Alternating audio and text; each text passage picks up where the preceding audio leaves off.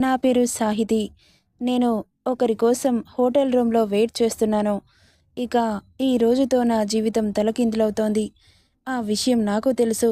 దానికి నేనే స్వయంగా ఒప్పుకున్నాను. ఎందుకంటే నా శరీరం ఇంకొకరు పంచుకుంటున్నారు. నా అవసరం అలాంటిది. అతనికి నా శరీరం కావాలి. నాకు డబ్బు కావాలి. ఈ ఒక్క రాత్రి కళ్ళు మూసుకుంటే నా తల్లి, నా తమ్ముడు ఇద్దరూ కష్టాల కడిలెలో నుండి బయటపడతారు.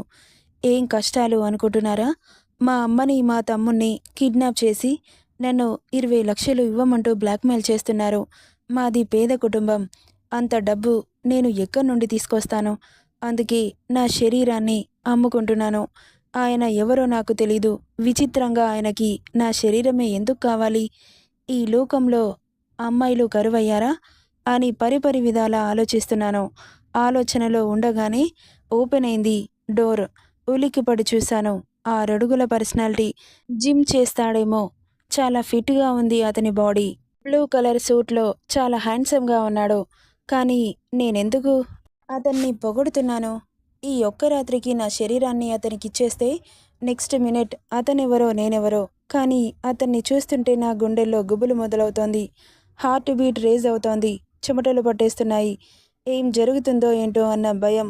మొదటిసారి నా శరీరాన్ని తాకుతున్న మొట్టమొదటి మగాడు. నా పరిస్థితి ఇలా కాకుండా ఇంకెలా ఉంటుంది? అతను ఒక్కో అడుగు వేస్తూ దగ్గరికొస్తున్నాడు. హార్ట్‌ఎటాక్ వచ్చినంత పనవుతోంది. నాకు అతన్ని చూడలేకపోతున్నాను. పూర్తిగా నా కళ్ళు కిందకి వాలిపోతున్నాయి. ఏం చేయాలో అర్థం కావట్లేదు. చేతులు నలుపుకుంటూ నిలబడ్డాను. అతని చేతులు నా నడుం మీద బిగిశాయి. ఒక్కసారిగా పెరాలిసిస్ వచ్చిన దానిలా బిగుసుకుపోయాను. అలాగే లైట్స్ ఆఫ్ అయ్యాయి.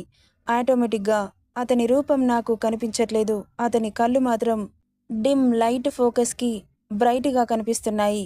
అంతే షార్ప్‌గా, చాలా ఇంటెన్స్డ్‌గా చూస్తున్నాడు నన్ను. అతని చూపుల ధాటికి నిలవలేక కళ్ళు మూసుకున్నాను. అతని చేతులు ముందుకు కదులుతున్నాయి. కాసేపటికి గాలిలో తేలుతున్న ఫీలింగ్ నాలో. ఇక మెత్తటి పూల పాన్పు నా శరీరాన్ని తాకింది. వణుకు మాత్రం తగ్గట్లేదు నాలో. మెల్లగా అతను నా మీదకి చేరిపోయాడు. ఇక అతని కోటు విప్పి పక్కన పడేసి షర్టు కూడా విప్పేశాడు.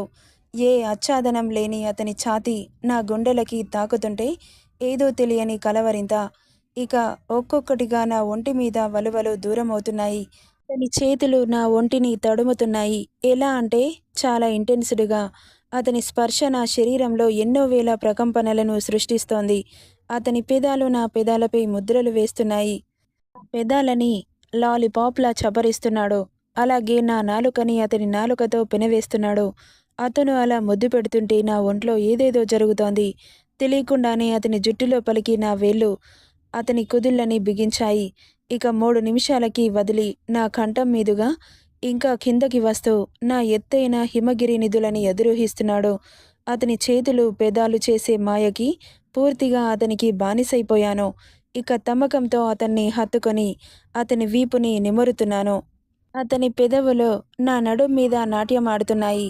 ఇక ఇంకా ఏదో కావాలి అని అనిపిస్తుంటే నాలో కోరికలు పీక్స్‌కి చేరి అతని వీపు లోపలికి గోళ్ళని దింపేశాను. అతను పూర్తిగా నా మాయలో ఉన్నాడు. అదంతా పట్టించుకునే స్థితిలో లేడు. ఇక అతని చేష్టలతో నన్ను ఉక్కిరిబిక్కిరి చేసి నాలో ఐక్యమయ్యాడు. ఇక నా నోటి వెంట వచ్చే సౌండ్స్‌కి అతని పెదవులపై సన్నగా నవ్వు చేరినట్లు అనిపించింది. నాకు అతని కళ్ళు నవ్వుతున్నట్లు కనిపిస్తున్నాయి. అలా ఆ రాత్రి మొత్తం అతను నా శరీరంతో ఆడుకుంటూనే ఉన్నాడు. ఇక నెక్స్ట్ డే నేను కళ్ళు తెరిచి చూసేసరికి పక్కన ఎవరూ లేరు. నా పక్కన ల్యాంప్ టేబుల్‌పై మాత్రం మనీ కనిపించింది. ఇక అతనితో నా పని పూర్తయింది అని ఒంట్లో సత్తువ లేకపోయినా కాస్త ఫ్రెష్ అయ్యి అక్కడి నుండి కదిలాను. ఇక కాల్ చేసిన కిడ్నాపర్‌కి మళ్ళీ కాల్ చేస్తూ నీకు కావలసిన 20,00,000 నేను అరేంజ్ చేశాను. ఎక్కడికి రమ్మంటావు? ముందు మా వాళ్ళని విడిపించు అంటుంటే పలానా ప్లేస్‌కి రమ్మని చెప్పాడు. అది ఈ రోజు కాదు, రేపు అనగానే ఇకేం చేయలేక సరే అన్నాను. ఆ రోజు మొత్తం నేను చాలా డల్ అయిపోయాను. తినాలనిపించలేదు, కూర్చోవాలి అనిపించలేదు. మనసులో మనసు లేదు. ఆ టైంలో నా ముందుకు ఒక కారు వచ్చి ఆగింది. ఆ కార్‌లో నుండి ఒక వ్యక్తి దిగి నా దగ్గరికి వచ్చి, మేడం మిమ్మల్ని సార్ పిలుస్తున్నారు రండి అనగానే, ఎవరు మీరు? అని కంగారుగా అడిగాను. మీరు నిన్న కలిశారుగా ఆ సార్ అసిస్టెంట్‌ని అని చెప్పడంతో నన్నెందుకు పిలుస్తున్నారు? ఏమో తెలీదు మేడం. రండి తీసుకెళ్తాను అనగానే ఇక తప్పక అతనితో పాటు వెళ్ళాను. ఇంకా ఒక పెద్ద ఆఫీస్ ముందు కారాగింది. లోపలికి తీసుకెళ్తున్నారు నన్ను. భయమేస్తోంది నాకు. మళ్ళీ ఎందుకు పిలిచాడు అని అతని ఛాంబర్‌కి తీసుకెళ్ళి అక్కడి నుండి వెళ్ళిపోయారు. వాళ్ళు తల తిప్పి చూసిన నేను ఎదురుగా యాటిట్యూడ్‌గా చైర్‌లో కూర్చొని క్రాస్ లెగ్స్‌తో కనిపించారు. నన్ను పిలిచారంట ఎందుకు అని అడిగాను. అతను నన్ను చేరి నా మెడ చుట్టూ చేతులు వేసి గోడకి అదుముతూ I need you one more time అన్నాడు. ఆమె పెదాలని అందుకోవడానికి ముందుకు వస్తూ గుడ్లు పెద్దవి చేసి చూస్తున్నాను. నా పెదాలని అందుకోబోతుంటే అతని గుండెల మీద చెయ్యి పెట్టి వెనక్కి తోసి నా శరీరాన్ని మీకు ఒకసారి అమ్మాను. మీ ఇష్టం వచ్చినన్నిసార్లు వాడుకోవడానికి నేను మీ పెళ్ళాన్ని కాదు. ఇక మీతో నా అవసరం తీరిపోయింది. మీరెవరో నేనెవరో ఇంకొకసారి నన్ను కలవడానికి ప్రయత్నించకండి అని చెప్పగానే నా మాటలు అతనికి కోపం వచ్చి అతని క్యాబిన్లో ఉన్న గ్లాస్ టేబుల్ బల్లున పగిలిపోయింది. పిడికిలితో గుద్దాడు. ఉలిక్కిపడి చూశాను. నువ్వు ఎప్పటికీ నా కంటికి కనిపించడానికి వీల్లేదు అనగానే ఎందుకో తెలియకుండానే నా కళ్ళల్లో నీళ్లు చేరాయి. అక్కడి నుండి మారు మాట్లాడకుండా వచ్చేశాను. ఇక ఆ రోజు మొత్తం దిగులుతోనే గడిచిపోయింది. నెక్స్ట్ డే మార్నింగ్ ఎప్పటికో మెలకువ వచ్చిన నాకు ఈరోజు అమ్మ తమ్ముడు వాడి చెరలో నుండి బయటకొస్తారు అని తెగ సంబరపడిపోతూ వాడికి కాల్ చేశాను. డబ్బు ఎక్కడికి తీసుకురావాలని. ఫలానా అడ్రస్ షేర్ చేయడంతో త్వరగా రెడీ అయ్యి అతను షేర్ చేసిన అడ్రస్కి బయలుదేరాను. అలా వెళ్తుండగా స్కూటీకి ఎవరో డాష్ ఇచ్చారు. నేను వెళ్ళి డివైడర్కి తాకి కింద పడ్డాను. నా తలకి బలంగా దెబ్బ తాకడం వల్ల తలలో నుండి రక్తం బొటబొట కారుతోంది. కళ్ళు చీకట్లు కమ్ముతున్నాయి. లోకమంతా గిర్రున తిరుగుతోంది. ఇక తర్వాత ఏమైందో నాకు తెలీదు. నేను కళ్ళు తెరిచి చూసేసరికి హాస్పిటల్లో ఉన్నాను. తల తిప్పి చూస్తే ఎవరో వ్యక్తి అటువైపు తిరిగి కనిపించాడు. డాక్టర్తో మాట్లాడుతున్నట్లున్నాడు. 6 అడుగుల హైట్‌తో ఉన్నాడు. మొన్న హోటల్లో చూసిన పర్సనాలిటీలా అనిపిస్తోంది. కానీ అతనికేం అవసరం నన్ను హాస్పిటల్లో జాయిన్ చేయడానికి అని ఆలోచనలో పడ్డాను. ఇక డాక్టర్ నా దగ్గరికి వచ్చి ఇప్పుడు ఎలా ఉందమ్మా అని అడిగింది. పర్వాలేదు డాక్టర్, బానే ఉంది అని చెప్పాను. సాయంత్రం డిశ్చార్జ్ చేస్తాం. ఇక మీరు ఇంటికి వెళ్ళొచ్చు. మెడిసిన్ రాసిస్తున్నాను. సార్కి ఇస్తాను అనడంతో సార్ ఎవరు అని అడిగాను. నాకంటూ ఉన్నది ఒక నా తల్లి, నా తమ్ముడు అంతే. వాళ్ళిద్దరూ నా దగ్గర లేరు.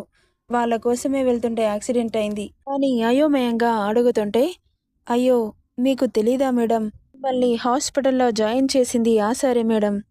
అసలు సార్ ఎవరు, ఆయన పేరేంటి, ఆయన ఎవరో నాకు తెలీదు. నేనొక అనాథని అంటుంటే నువ్వు అనాథవి కాదు అన్న వాయిస్ వినిపించి ఇద్దరు తల తిప్పి చూశారు. ఈయనే మిమ్మల్ని హాస్పిటల్లో జాయిన్ చేసింది అని చెప్పి డాక్టర్ అక్కడి నుండి వెళ్ళిపోయింది. చూస్తున్న నా కళ్ళు పెద్దవయ్యాయి. అసలు ఈయనేంటి నన్ను హాస్పిటల్లో జాయిన్ చేయడం ఏంటి, ఈయనకి నాకు ఏంటి సంబంధం? ఆ రోజు డీలింగ్ ప్రకారం ఆయనతో కలిశాను. తర్వాత ఆయనకి నాకు ఎలాంటి సంబంధం లేదు అని కూడా చెప్పాను. మళ్ళీ నా వెంట ఎందుకు పడుతున్నారు అనుకుంటూ తలెత్తి ఆయనని చూశాను. మీరు ఎందుకు నా వెంట పడుతున్నారు? మీకు నాకు ఎలాంటి సంబంధం లేదు అని చెప్పాను కదా. ఒకరోజు అగ్రిమెంట్ ప్రకారం మీతో కలిశాను.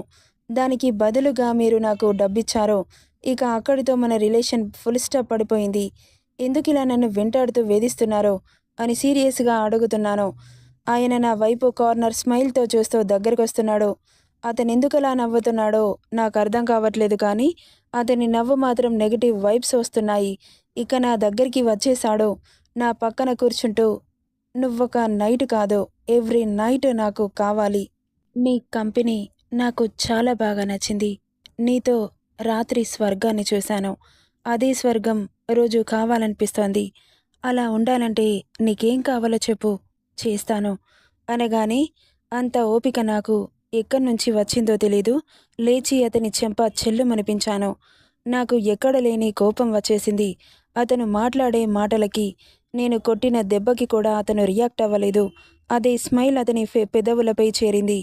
ఐ లైక్ ఇట్ అన్నాడు నా కళ్ళలోకి చూస్తూ. అసలేం అర్థం కాలేదు.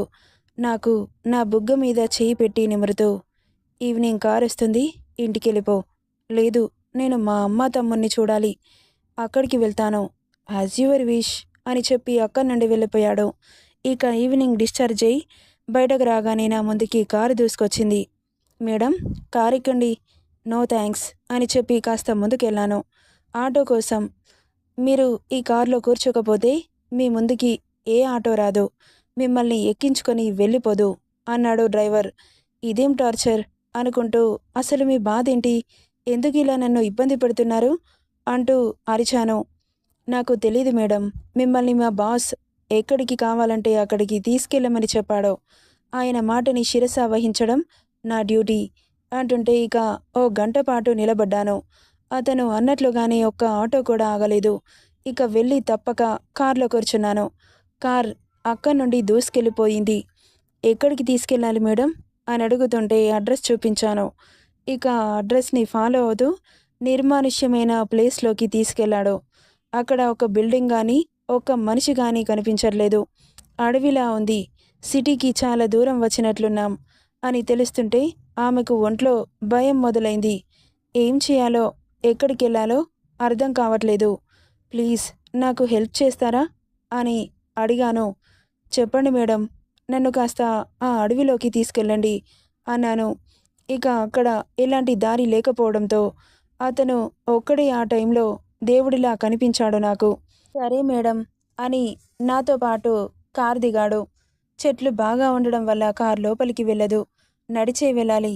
ఇక లొకేషన్ పట్టుకొని వెళ్ళిన మాకు ఒక పెద్ద బిల్డింగ్ కనిపించింది. అదే బిల్డింగ్, మనం అందులోకి వెళ్ళాలి అన్నాను. ఇక సరే అంటూ ఇద్దరు కలిసి ఆ బిల్డింగ్ లోపలికి వెళ్ళాం. లోపలికి ప్రవేశించాం కానీ నా కంటికి ఎవరూ కనిపించలేదు. ఇదేంటి ఎవరూ లేరు అనుకుంటూ అతను ఒకవైపు వెతుకుతుంటే నేనొక వైపు వెతికాను. ఇక పైన రూమ్స్ కూడా అన్ని వెతకడంతో అక్కడ కూడా ఖాళీ రూమ్స్ దర్శనమిచ్చాయి. ఇక ఒకే ఒక్క గది ఉంది. ఆ గదిని ఒక్కో అడుగు వేస్తూ భయంగా వెళ్ళి డోర్ ఓపెన్ చేసి చూసిన నా కంటికి అమ్మ తమ్ముడు కనిపించగానే పోయిన ప్రాణం తిరిగి వచ్చినట్లు అనిపించి అమ్మా అని పరుగెత్తుకుంటూ వెళ్ళి హత్తుకున్నాను. ఇలా ఉన్నారు, ఆ రాక్షసుడు మిమ్మల్ని ఎందుకు కిడ్నాప్ చేశాడు అని ఏడుస్తుంటే, వచ్చేసావా సాహితి, నిన్ను చూస్తానో లేదో అని భయపడ్డాం. ఆ రౌడీ రాస్కెల్ ఎక్కడమ్మా, వాడి డబ్బు వాడికిచ్చేసి మనం ఇక్కడి నుండి వెళ్ళిపోదాం అని తల్లి తమ్ముడి కట్లు విప్పి అక్కడి నుండి తీసుకెళ్ళిపోతున్నా నాకు సడన్గా ఎవరిదో షాడో కనిపించింది. ఇక ముందుకేసి అడుగులు అక్కడే ఆగిపోయాయి మావి. అమ్మ భయంతో నన్ను గట్టిగా పట్టుకుంది. తమ్ముడు చేతిని నేను పట్టుకున్నాను. అక్క భయంగా ఉంది, ఇక్కడ నుండి వెళ్ళిపోదాం అంటుంటే వాళ్ళని నా వెనక దాచిపెట్టి తలెత్తి చూడగానే నా కళ్ళు పేలిపోయాయి. ఎదురుగా నేను హోటల్లో స్టే చేసిన అతను కనిపించాడు. నువ్వేంటిక్కడ అంటూ అరిచాను. అదేంటక్క అలా మాట్లాడుతున్నావు, ఆయననే మమ్మల్ని కిడ్నాప్ చేసింది అన్నాడు తన తమ్ముడు భయంగా. ఇక ఇప్పుడు కొట్టింది షాక్ గట్టిగా. వాట్ అంటూ అరిచాను గట్టిగా. అవును, ఈయనని కిడ్నాప్ చేసింది అనగానే నా వాళ్ళని ఎందుకు కిడ్నాప్ చేశావు అంటూ అరిచాను. అతను నవ్వుతూ చూస్తూ నా ముందుకి ఒక్కో అడుగు వేస్తూ వస్తుంటే భయంతో వెనక్కి వెనక్కి వెళ్తున్నాము. ఇక వెనక బెడ్ అడ్డు రావడంతో అలాగే ఆగిపోతే నా మీదకి వంగుతూ నీకోసమే చేశాను అన్నాడు చల్లగా.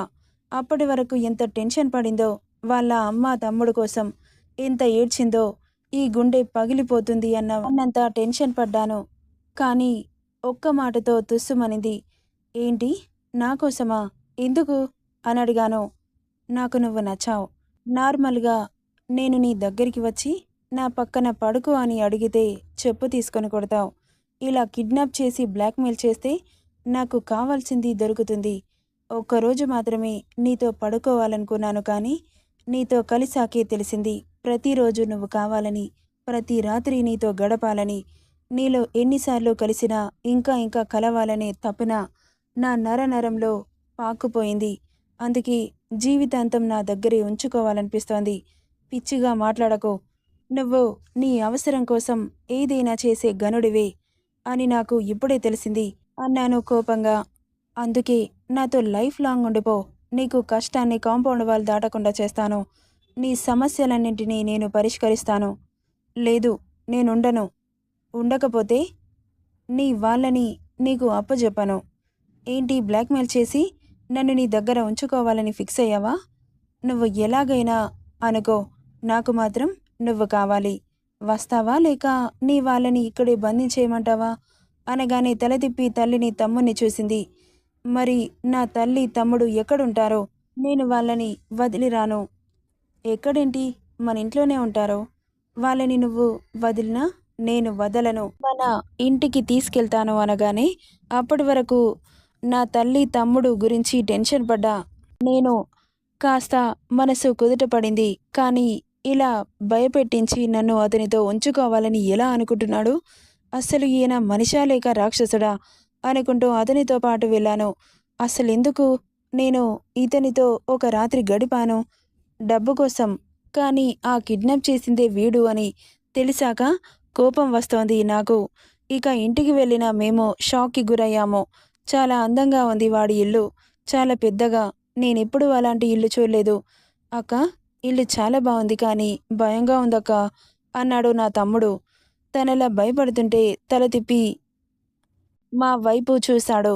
అతను భయంతో నా తమ్ముడు నా వెనక్కి వెళ్ళిపోయాడు. ఎందుకంత భయపడుతున్నారు? నేను రాక్షసుని కాదు, మనిషిని అని ఇంట్లో పని చేసే మెయిడ్‌ని పిలిచాడు. ఆమెకు ఏదో సైగ చేయడంతో అమ్మ, తమ్ముణ్ణి చూసి మీరు రండమ్మా, మీకు రూమ్ చూపిస్తాను అంటుంటే భయంతో వాళ్ళ చేతిని నేను గట్టిగా పట్టుకున్నాను. మళ్ళీ ఏం చేస్తాడో అని. ఏం పర్వాలేదు అంటూ వాళ్ళిద్దరిని తీసుకెళ్ళింది. వాళ్ళ వెనకే వెళ్తుంటే నా చెయ్యి పట్టుకొని అతని మీదకి లాక్కున్నాడు. నువ్వు వెళ్ళాల్సింది అటు కాదు, ఇటు అంటూ అతను తీసుకెళ్తున్నాడు. నాకు టెన్షన్ వచ్చేస్తోంది. మళ్ళీ నా తమ్ముణ్ణి, నా అమ్మని ఏం చేస్తారో అని. కానీ ఈయన గారు నన్ను వదిలిపెట్టట్లేదు. ఏం చేయాలో నాకు అర్థం కావట్లేదు. అతని రూమ్‌కి తీసుకెళ్తున్నాడు. నన్ను రూమ్‌లో వదిలి డోర్ వేసి నా దగ్గరకొస్తుంటే భయంతో వెనకడుగు వేస్తున్నాను. క్షణంలో నా నడుము పట్టి అతని మీదకి లాక్కొని, ఎందుకంత భయపడుతున్నావు? నీ వాళ్ళని ఏమైనా చేస్తానని భయపడుతున్నావా? ఏం చేయను, భయపడకు. నాకు నువ్వు కావాలి, వాళ్ళు కూడా కావాలి. ఎందుకంటే వాళ్ళు హ్యాపీగా ఉంటేనే కదా నువ్వు హ్యాపీగా ఉండేది. నిన్ను నా గుండెల్లో పెట్టి చూసుకుంటాను. నా నుండి దూరం వెళ్ళిపోతాను అని మాత్రం అనకు అంటూ నన్ను హత్తుకున్నాడు. నాకసలేం అర్థం కావట్లేదు. అతని బిహేవియర్ అయోమయంగా ఉంది, భయంగా కూడా ఉంది.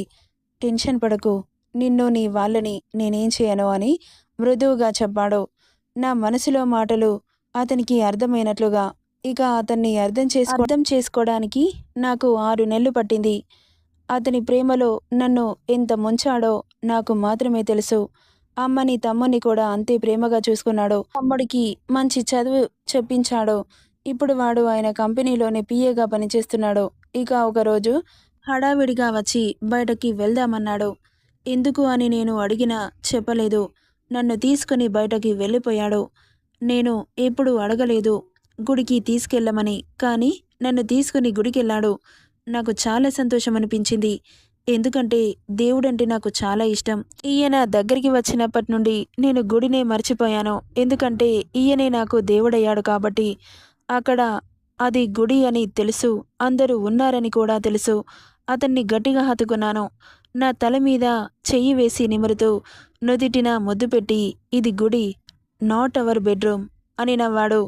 ఐ నో అంటూ లోపలికెళ్ళి ప్రదక్షిణలు చేసి ఇద్దరి పేర్ల మీద అర్చన చేయించాం. ఇక పంతులు గారు మమ్మల్ని ఇద్దరిని సీతారాముల్లా ఉన్నారని దీవించారు. నాకు చాలా సంతోషం అనిపించింది. ఇక దేవుడి బొట్టు ఆయనకి పెట్టి చాలా అందంగా ఉన్నారు అన్నాను. ఆయన కూడా నాకు బొట్టు పెట్టి నా మెడలో తాళి కట్టేశారు. సడన్గా జరిగిన దానికి షాక్ కొట్టినట్లు అలాగే బిగుసుకుపోయాను. ఇక చుట్టూ ఉన్న వాళ్ళంతా మా మీద అక్షంతలు వేస్తున్నారు. అప్పుడు చూశాను తల తిప్పి. అందరూ మమ్మల్ని చూస్తున్నారు. అసలు ఎంత సంతోషంగా అనిపిస్తుందో నాకు. ఆయన నన్ను మనస్ఫూర్తిగా హత్తుకున్నారు. నేను వంగి ఆయన కాళ్ళకి నమస్కారం చేస్తుంటే నా భుజాలు పట్టి పైకి లేపి, నువ్వు ఉండాల్సింది ఇక్కడ కాదు, ఇక్కడ అంటూ హార్ట్ చూపించాడు. అతని ప్రేమకి మురిసిపోయాను. ఇక నా జీవితం ఎంత సంతోషంగా ఉంది అంటే మాటల్లో చెప్పలేనిది. ప్రపంచంలో ఉన్న సంతోషమంతా నా దగ్గరే ఉందా అనిపించింది ఆ క్షణం. ఇది నా కథ.